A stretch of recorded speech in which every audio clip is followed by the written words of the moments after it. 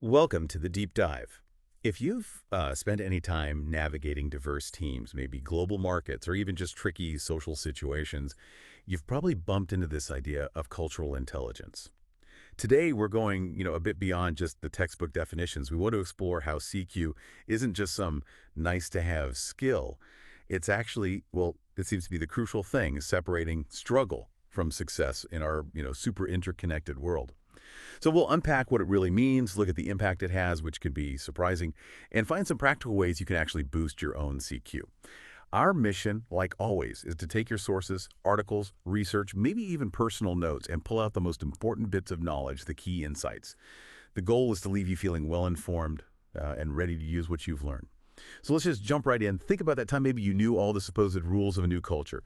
You learned the customs, but you still felt totally lost in a real conversation. That's kind of where cultural intelligence, or CQ, comes in. It's not about memorizing facts. It's more like a dynamic ability, right? To sort of improvise and connect when your usual cultural map doesn't quite work. But to really get a handle on its power, we need to ask, what exactly is cultural intelligence? Yeah, that's a really important distinction to make up front, because just knowing about a culture, that knowledge alone, it's often not enough. CQ is really the ability, the skill to navigate, to adapt, and crucially, to work effectively across different cultural boundaries. Mhm. Uh, Early in Aang, way back in 2003, they gave us this really useful framework. They defined it using four key dimensions that help break down what this ability actually looks like in practice. First up, there's metacognitive CQ. This is like your cultural radar, you could say. It's the thinking about thinking part. It's that little voice inside that notices things like, they agreed really fast, but their body language seems hesitant. It's the ability to pause, spot a potential cultural difference, and then, adjust how you ask the next question before you just plow ahead. Right, that self-awareness piece, No. checking your assumptions. Exactly. Then you've got cognitive CQ. This is more like your mental library, the knowledge base about cultural stuff. So understanding general norms, values, communication styles, for example, understanding something like Hofstede's power distance, knowing some cultures have a strong deference to authority. That changes everything about how you might run a meeting or approach a negotiation. It goes way beyond just knowing like what holidays they celebrate. Okay, so knowledge, but applied knowledge. Precisely. Then there's motivational CQ. This is all about the drive, the heart behind it. It's not just mild curiosity. It's that genuine interest, the confidence, and maybe the persistence to actually engage across cultures, even when it feels awkward or tough. It's what keeps you going when things get uncomfortable. That resilience factor. Yeah, absolutely. And finally, behavioral CQ. This is the action component. Your ability to actually change your own behavior, your words, your gestures, facial expressions, even little habits to be appropriate in that cultural context. It's about doing the right thing physically at the right moment. So if you're somewhere direct eye contact is seen as rude, your behavioral CQ helps you naturally adjust your gaze without making a big deal out of it. Got it. The physical adaptation. So a neat way to remember it is CQ equals head plus heart plus body plus strategy. It's the combination of all these things, the thinking, head, the drive, heart, the actions, body, and that strategic awareness that really makes CQ different from just knowing facts about other cultures. Head, heart, body, strategy. That's sticky. I like that. And it's that whole package, right? Not just the theory, but the thinking, feeling, and doing. That seems to be why it's so critical now. I mean, it doesn't feel optional anymore, does it? Oh, definitely not. In today's world, so globalized, CQ is, well, it's essential across the board. Take global teams, for instance. Virtual or face-to-face, doesn't matter. Little differences in communication directness versus indirectness, how hierarchy works. Those things can completely wreck trust and slow everything down. Without CQ, teams get stuck in misunderstandings. They waste time, morale drops. We see this in research. Like with global software teams, it's a real problem. Right. Those subtle things become major roadblocks. Exactly. And then there's leadership. Leaders with high CQ, they don't just know what to say. They understand how to say it differently depending on the culture. Negotiating, giving feedback, motivating people. They tailor their approach. It's not a one-size-fits-all game anymore. You have to be contextually smart. That adaptability seems key for leaders. It is. And for the overall business impact. Well, it's fascinating. It's not just about boosting profit, though it does that. It's about how CQ helps organizations spot their own blind spots. Research actually shows that culturally intelligent teams are something like 3 times more likely to pick up on emerging market trends. Why? Why? Because they're better at reading those subtle, maybe nonverbal cues from diverse customers. Cues that teams with lower CQ just completely miss. So companies that invest in CQ, they communicate better, they innovate more effectively, they understand their customers on a deeper level, and yes, profits tend to follow. Plus, fewer internal fights. It really flips diversity from being a potential challenge into a serious competitive advantage. So, okay, for you listening, this isn't just abstract theory. This is about real-world success. It's about avoiding those costly mistakes, those hidden pitfalls, whether you're leading a project across borders, launching something new, or honestly just working with colleagues from different backgrounds day to day. And to give this a bit more grounding, the academic roots are pretty solid. That 2004 Harvard Business Review article by Early and Mosakowski was a big one. They really highlighted CQ as vital for crossing boundaries, not just for CEOs, but for anyone working internationally. And later research keeps confirming it. You see studies linking CQ in global teams directly to better performance, more trust, more innovation. It keeps showing up. Leadership studies, too, like Saeed Nosratabadi and colleagues found clear links between a leader's CQ and team performance, especially when the team is multicultural. So the data backs it up. It does, and it fits really well with other useful frameworks people might know, like Hofstede's dimensions or Hall's ideas about high and low context cultures or Trompinar's models. These all help us understand how those underlying cultural values influence communication and teamwork. It's why you see business schools and places like the Cultural Intelligence Center actually assessing CQ now, using it to guide training and development. That tells you it's moved way beyond just an academic idea. That jump, from the academic paper to what actually happens in a company or on a team, that's what makes CQ so interesting. And it's not entirely new, is it? You can kind of see this skill in action way back. Think about those ancient Silk Road traders. Their whole livelihood, maybe even survival, depended on being incredibly culturally savvy, long before anyone called it CQ. Absolutely, a historical precedent. Or look at today. David Livermore from the Cultural Intelligence Center, he puts it nicely. He says, CQ equips us to diagnose and respond to complex intercultural situations on the fly. It's about that agility, being nimble. That on-the-fly part is key. Yeah. And in big business, you see companies like Google or Airbnb, they famously use CQ principles, right? Informs their hiring, their marketing, even customer service. They're constantly tweaking products, policies based on different cultural expectations globally. It's very real, very tangible. And what's really cool is seeing how those academic frameworks we talked about, they actually translate directly into what makes these organizations and individuals thrive. It's not just theory. It's visible in how successful global players operate daily. Let's make it even more concrete. I want to share a story from our sources, a personal one, that really shows these CQ dimensions in action. It's about a friend. Let's call her Sarah. Yeah. She works for a global NGO. She was planning this big project launch spanning several countries in Africa and also Southeast Asia. Her first mistake, and it's a common one, was just assuming that the same outreach strategy would work everywhere, like identical messages, identical materials. The copy-paste approach never works well cross-culturally. Exactly. So, for example, in communities that were very group-focused, her stories about individual success, they just didn't land, felt totally flat. Right. And in some of the high-context cultures, her very direct sort of promotional brochures felt really awkward, even maybe a bit aggressive. Okay, so the initial plan hit a wall. Right. And she almost just pushed forward, thinking, it's a good project, people should get it. But then her metacognitive CQ, that awareness piece, started nagging her, that little voice saying, hang on, why isn't this working? Am I missing something cultural here? So she paused. She stopped. And she reached out to local advisors, people on the ground who really got the nuances. Smart move. That pause is crucial. That's the metacognitive bit in action, noticing the disconnect and deciding to investigate. Totally. And that pause let her tap into her cognitive CQ, the knowledge part. She didn't just vaguely know about different communication styles. She started applying it. She figured out why individual stories weren't hitting home in group-oriented places, or why her direct pitch felt wrong in high-context settings. She actively sought insights into how decisions and buy-in actually happened locally. So she connected the knowledge to the specific problem she was facing. Precisely. And what kept her digging, even after her first plan basically failed, was her motivational CQ, that drive. She really wanted to connect, to make the project work with the local communities, not just for them. That pushed her past the embarrassment of, admitting her initial approach was off. She was genuinely curious. That heart kept her in the game, motivated to adapt rather than give up. Yes. And then came the behavioral CQ, the action. She didn't just think differently, she did things differently. She completely changed her communication. Instead of individual stories, she used these powerful group testimonials in the African context, which resonated way more. And for Asia, she developed these narrative-style videos that fit the cultural preference there. Even small things, swapping a standard American handshake for maybe a more subtle bow, building in pauses for reflection, having conversations over tea instead of just jumping into business points. Wow, so real, tangible changes in her behavior based on the cultural context. Absolutely. And the result? Community buy-in literally doubled. The project's impact just took off.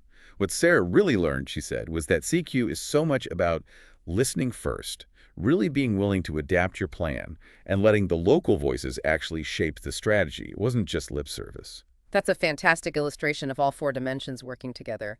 The awareness led to seeking knowledge. The motivation fueled the change, and the behavior sealed the deal. Exactly.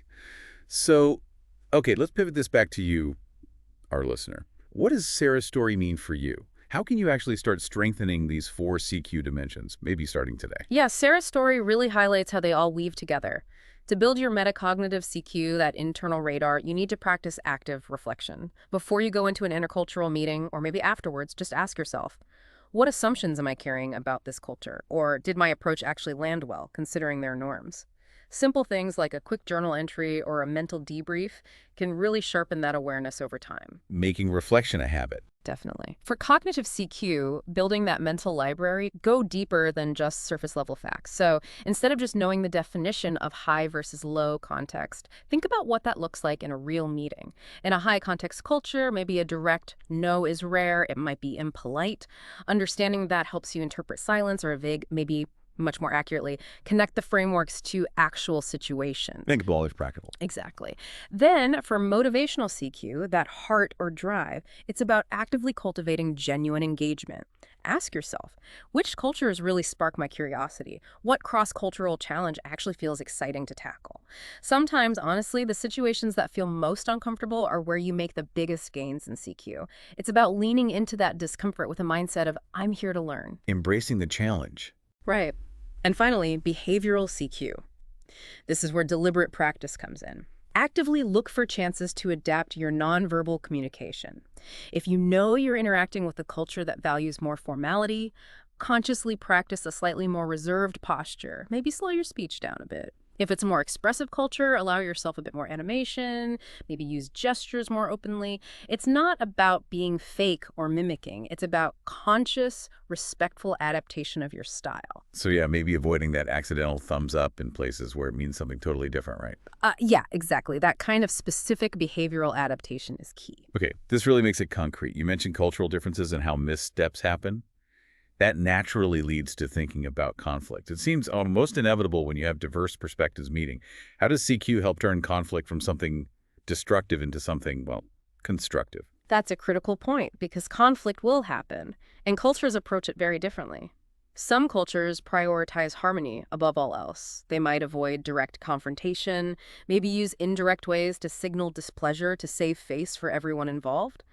Other cultures might actually value direct debate. They see it as healthy, a way to get to the truth, a sign of engagement, or even respect. Cultural intelligence helps you read the room, essentially. It helps you figure out when it's appropriate to speak up directly, how to phrase things, or perhaps when the most effective thing you can do is just listen, observe, and try to understand the unspoken rules of engagement for that specific conflict. So it's about choosing the right approach for the context. Precisely. We talked about those global software teams earlier, how misunderstandings, often rooted in culture, cost time and hurt morale. But the teams that are culturally intelligent, they don't just magically avoid conflict, they handle it differently. They might implement structured ways to give feedback, create team norms where everyone feels safe contributing even if their style is different, and they consciously adapt communication locally. This allows that friction, that disagreement to actually become productive. It can spark new ideas. It turns potential breakdowns into moments for growth and better understanding. That's a really powerful shift in perspective, seeing conflict not just as a problem to solve, but maybe as an opportunity, if handled with CQ. So for everyone listening who's thinking, okay, I want to build this, what are some concrete tools, some actionable strategies they can use to really develop their CQ starting now? Okay, practical steps. First, consider taking an assessment. There are validated tools out there, like the ones from the Cultural Intelligence Center. Getting personalized feedback on where your strengths are across the four dimensions and where your gaps might be gives you a really clear starting point, a roadmap. Bit of baseline. Makes sense. Second, actively engage cross-culturally. If you can travel, great. Study abroad, fantastic.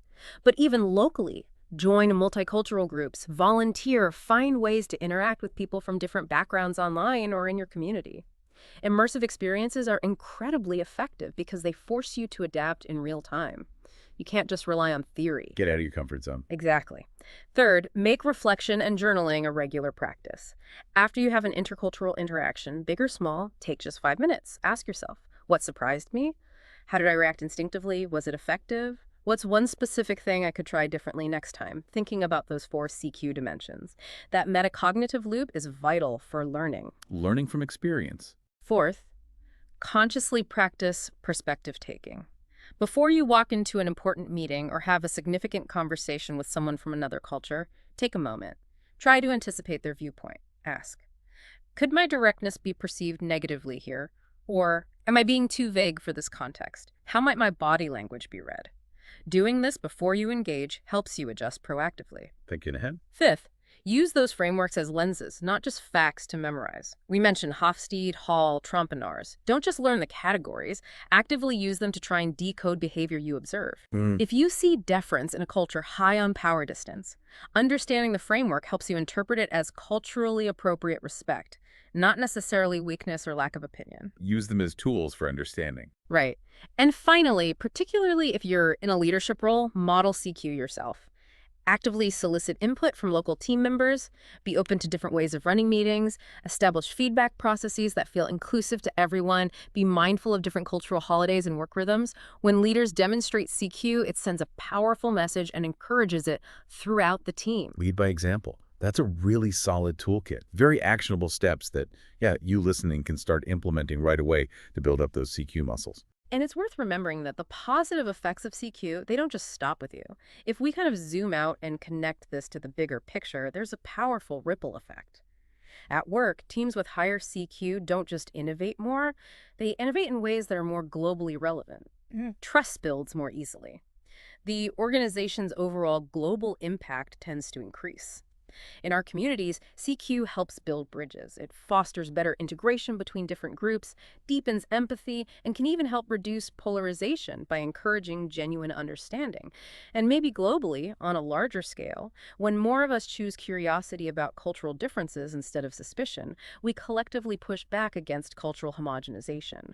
We support a world where diverse cultures can flourish alongside each other. So the power of CQ really does extend way beyond just individual benefit. It contributes to a more connected, maybe more resilient world. That idea of a global ripple effect is really compelling. Can you think of maybe one specific example you've seen where CQ really made that shift from just being an individual skill to driving a real, tangible change in an organization? Something concrete. Yeah, absolutely. I remember working with a German startup CEO. They were expanding into two very different markets simultaneously, Brazil and Japan. Huge cultural differences there. He knew it was high stakes, but initially she defaulted to standard German business practices. Predictably, there was some early friction, some misunderstandings. But to his credit, he recognized the issue wasn't the markets, it was the approach. So he invested seriously in cultural training, not just for his team, but crucially for himself. He learned to consciously adjust things, like how he ran meetings, paying much more attention to formality levels, which differed hugely between Brazil and Japan and compared to Germany. And importantly, he started dedicating real time and effort to building relationships, creating rituals around connection, things that might seem like fluff in some cultures, but are absolutely foundational for building trust in others. So he adapted his behavior significantly. What happened? The results were pretty dramatic. Partner trust in both Brazil and Japan shot up. The new offices didn't just survive, they thrived, exceeding expectations. And yes, the bottom line reflected it, profits grew significantly. He actually said something later that stuck with me. CQ isn't a soft skill, it's the engine of global business. For him, it was a direct, measurable driver of success. Wow, the engine of global business. That really underscores its importance. And I think that's such an encouraging final thought for you listening. You don't need to become an expert. You're fluent in every single culture on earth to be culturally intelligent. That's impossible. But what you can do, absolutely, is nurture that curiosity, sharpen your awareness, build your empathy muscle. and practice that flexibility. It's definitely an ongoing journey, not a destination, but it's a journey with huge rewards. Well, thank you for joining us on this deep dive into cultural intelligence. We really hope it's helped us do what we always aim for here at the Deep Dive, enrich minds, and definitely spark some curiosity.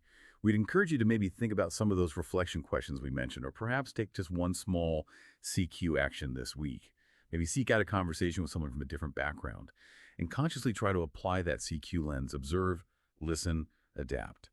Next time, perhaps we'll dive even deeper into a specific area, like using cultural intelligence to navigate tricky intercultural conflicts. That seems like a rich topic where CQ really proves its value. But until then, stay curious, stay humble, and stay culturally intelligent.